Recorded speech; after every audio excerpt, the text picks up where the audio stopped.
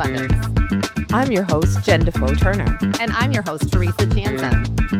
We share stories of ordinary people doing extraordinary things for God's glory. Welcome to Radical Abundance. I'm your host, Teresa Jansen, and today's guest is Mabel Ninan.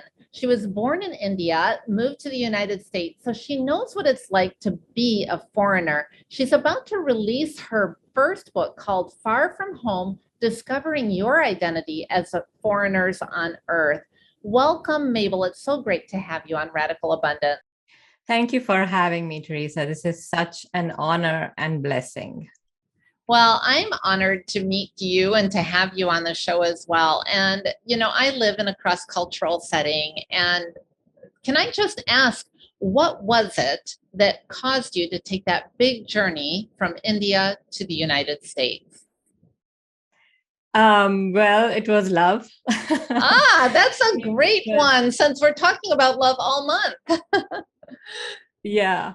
I got married in 2008, June, and my husband was assigned to a project in the US by his company. And so, I moved because he had to come here for work.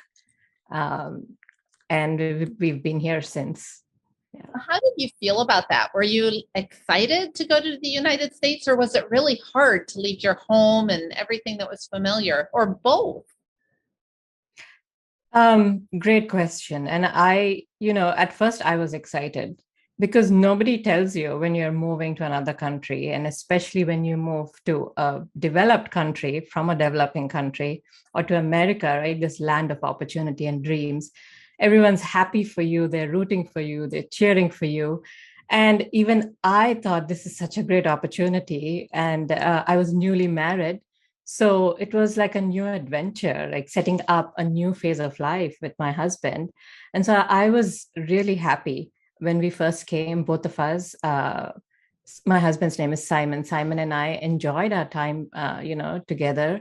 But I think after a few weeks, it started to hit me that, I'm alone here and everything is strange. Everything is unfamiliar, even though I grew up speaking English. I was educated in English.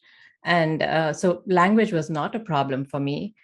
But I think it came as a surprise to me that how much of a stress relocation brings. I didn't realize that I was uprooted and that I'd have to deal with those consequences. It's as if it all just hit me. And that effect continued for a few months and years even. Slowly, I started missing family because both of our families, all of them, still actually live in India. So we are here by ourselves. We were both involved in church a lot. And so the church was like a second family to us. So we missed our churches, our communities of worship, our friends, and just doing things differently, going about. The food is different, climate is different. Things like in India, you have a lot of household help to help you with almost every chore in the house. But in America here, you have to do everything by yourself. So it took time to get used to that. And so, yes, I thought it was easy, but it turned out to be more difficult than I had imagined.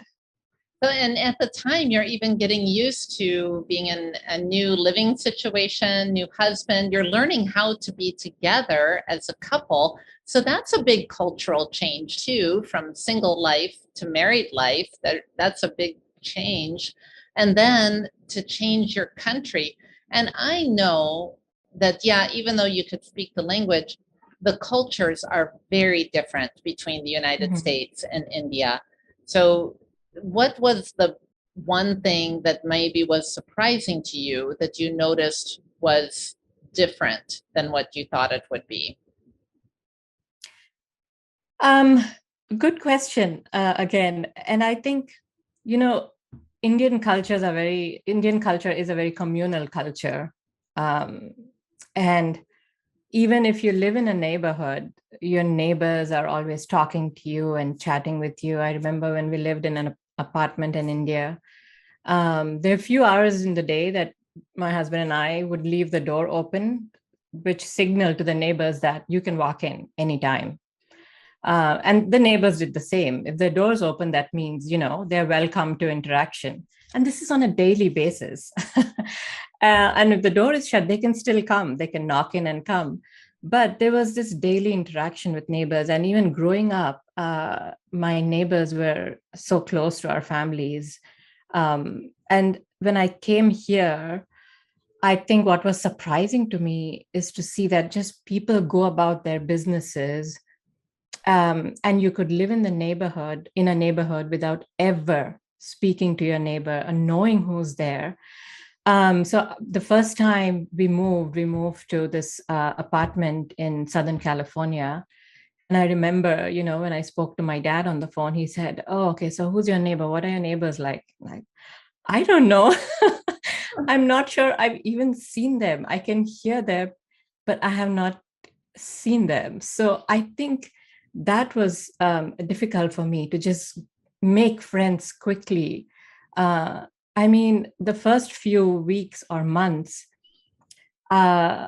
I felt like I was in my head so much because I didn't have anyone to even talk to. It was not easy to just pick up a conversation with someone and invite them home. And I remember when we moved from Southern California to New Jersey, and this was a huge apartment with a lot of people. And I would meet people in the elevator, and sometimes I would say, "Hey, come and have coffee with me," or come over to my place. And my husband would tell me, "That is a strange thing to do here. Like, don't invite strangers. They will think you're crazy." So I think that was hard for me. Well, I'm hearing a lot of this transition with this theme of loneliness, and I'm thinking about, how we can be a good neighbor to someone who moves into our neighborhood, but also if we are ending up being the foreigner in the community. Do you have a piece of advice for, first of all, for someone who does move to a new community? What would you say to that person? I would say keep an open mind. And, be willing to learn, be willing to make mistakes even. For instance, I have said some, I think, dumb things to Americans here, not knowing that that was not the right thing to say. Right. But I think they recognize that my intention was good and I'm trying to make friends.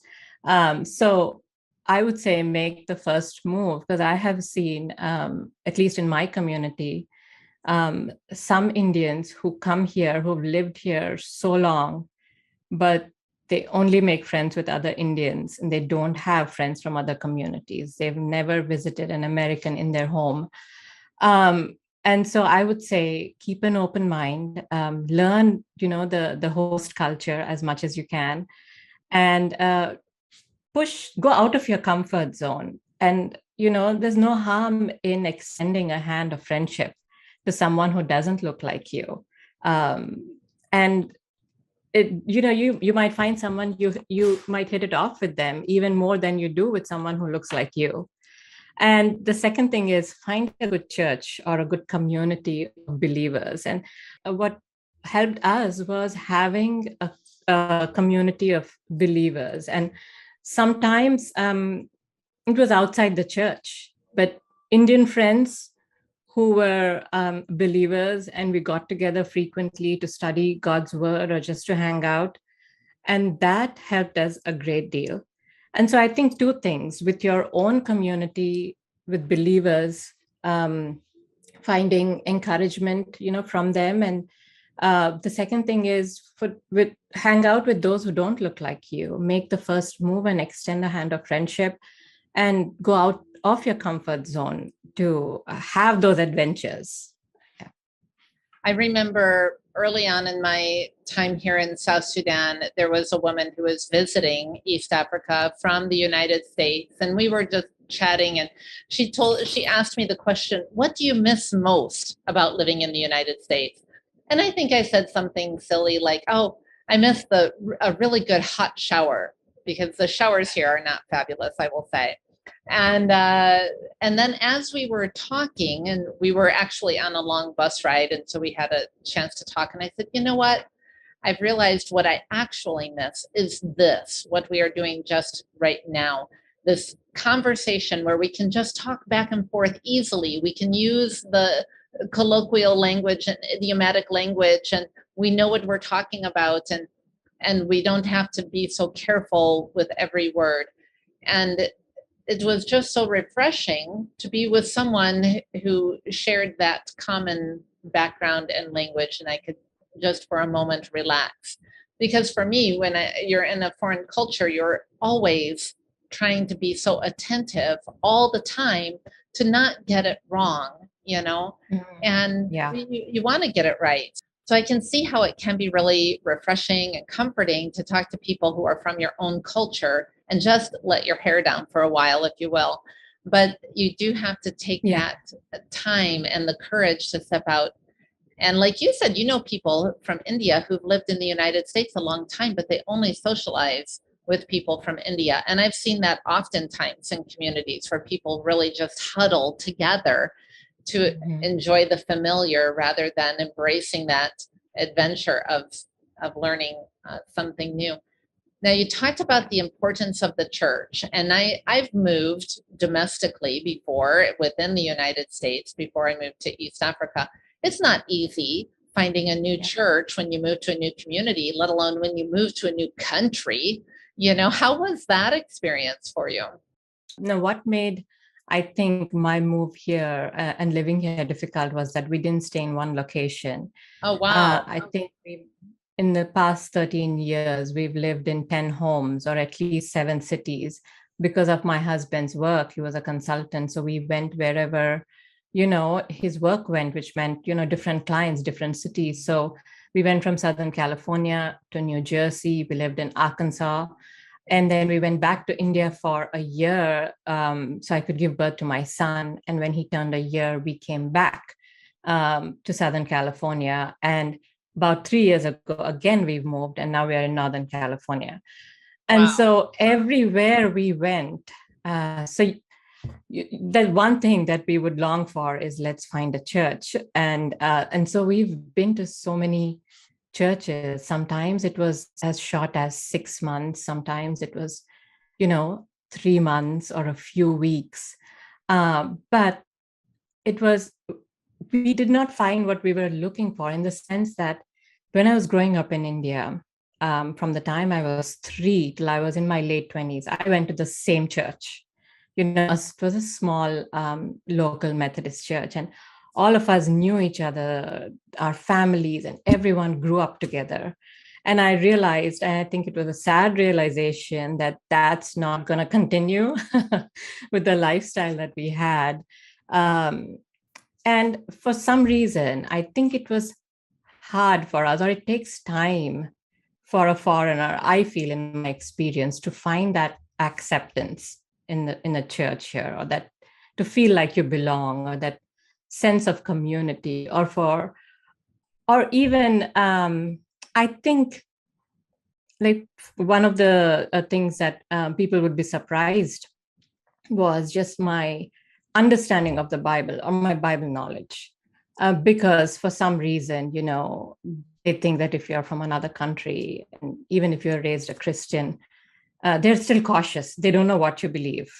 They don't know, what your doctrine is like, or what your theology is like. And we felt like people always kept us at a distance, or that it was viewed us with suspicion most of the times.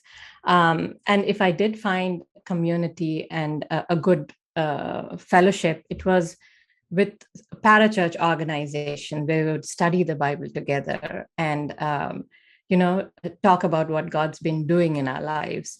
But this church that we found here in San Jose has been amazing. The first 2 weeks we walk into the church, and we felt instantly welcomed, and it was safe, and it's so diverse. And I think that helps a lot to see that there are people who look so different. They've got immigrants from Africa and Asia, and not just immigrants, people from so many different nationalities. And we've been to churches, that have been diverse before, but something about the culture of this church, we could drop our guards and just be ourselves and didn't have to strive to not stand out, if you know what I mean.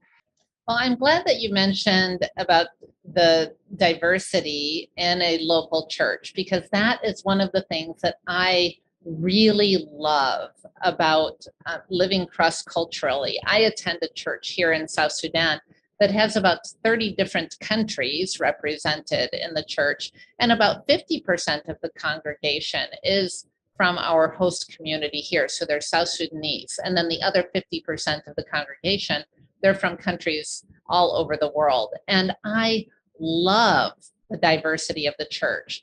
One of the things that has been very impactful for me is studying the Bible with people from other cultures, because they're looking at the text from a different lens, and it has illuminated it for me. You've had that same experience, it sounds like. Yes, I mean, the way when I read the Bible, like, I'm born and raised in a different culture. So I'm reading the Bible from a completely different mindset than someone who's born and raised in America.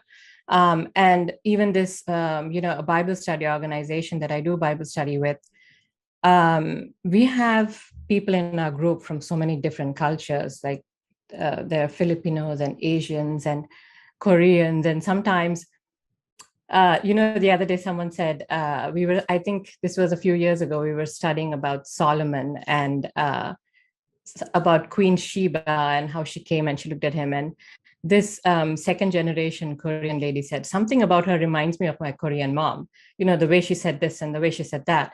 And so we bring our flavor to the way we interact with God's word. And it's really nice to see how different cultures interpret the Bible differently. And we get so much out of it when we interact with diverse people. Now, even in India, when I was in the youth, we hosted a small group fellowship in my home.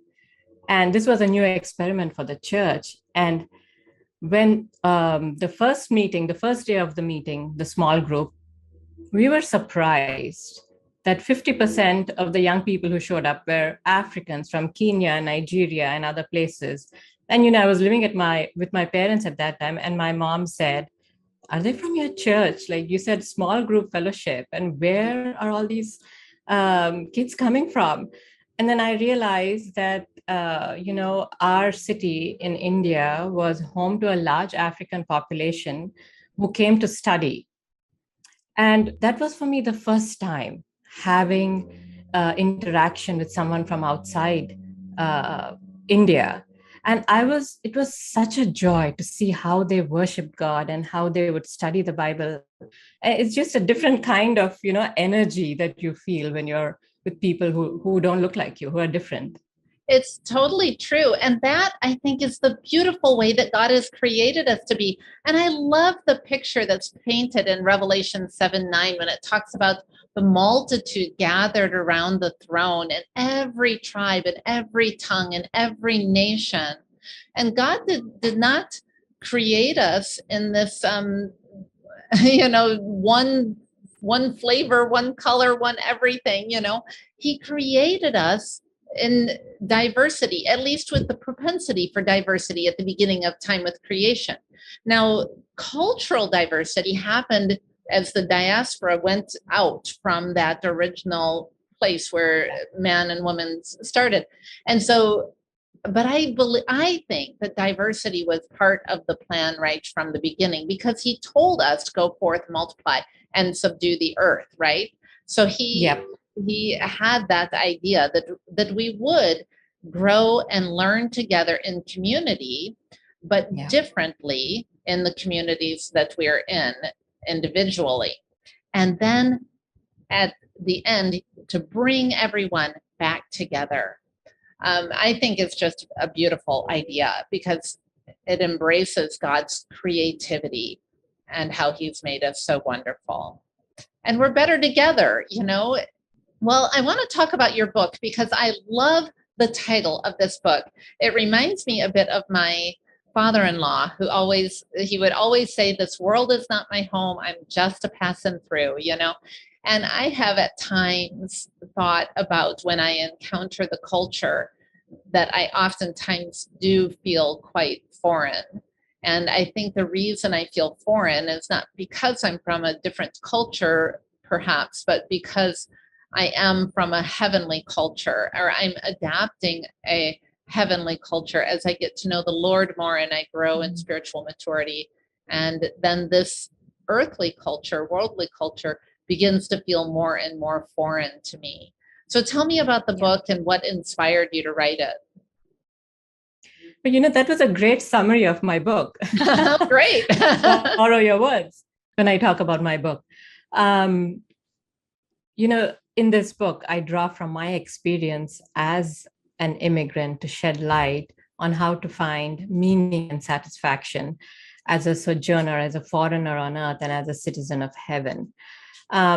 Because I struggled the first few years, and I struggled with loneliness and not feeling like I have any worth or value because I was just uprooted from everything that was familiar. And I was being a fruitful Christian in India, involved in ministry, involved in so many lives and doing something with the community. And then I come here and everything felt empty. It's like nobody needed me, nobody knew me.